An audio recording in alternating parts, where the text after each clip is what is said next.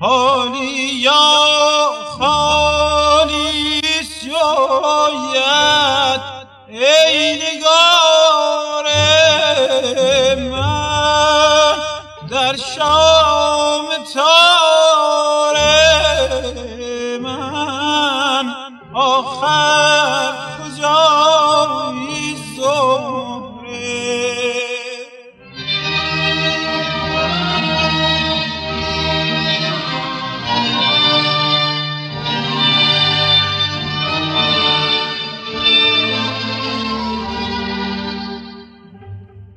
یاد داری زهره آن روزی که در صحرا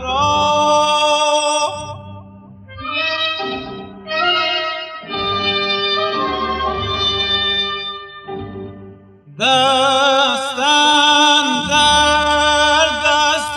هم گردش کنان تنها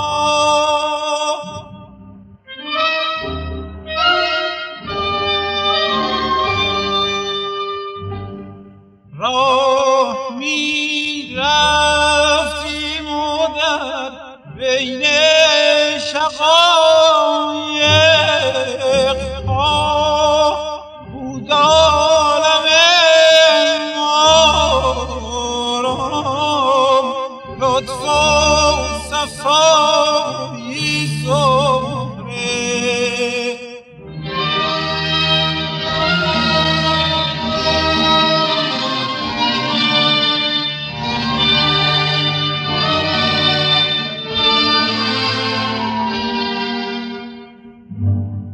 بود هنگام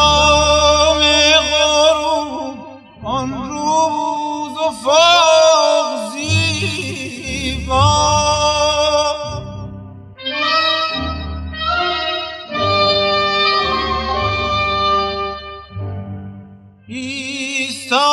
ایستادیم از برای دیدنش آنجا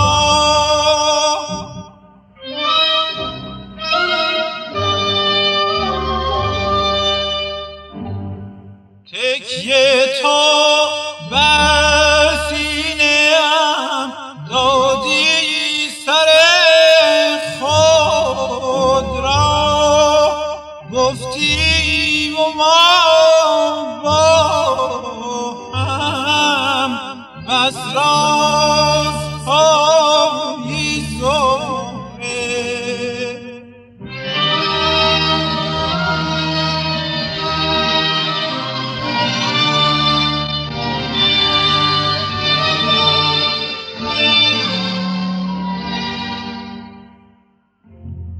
چون یقین کردی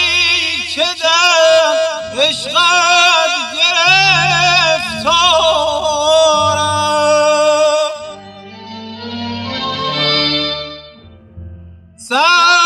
سرگشتی یا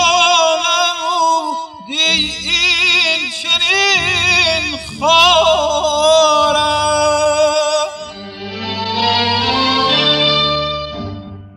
خود نکردی فکر آخر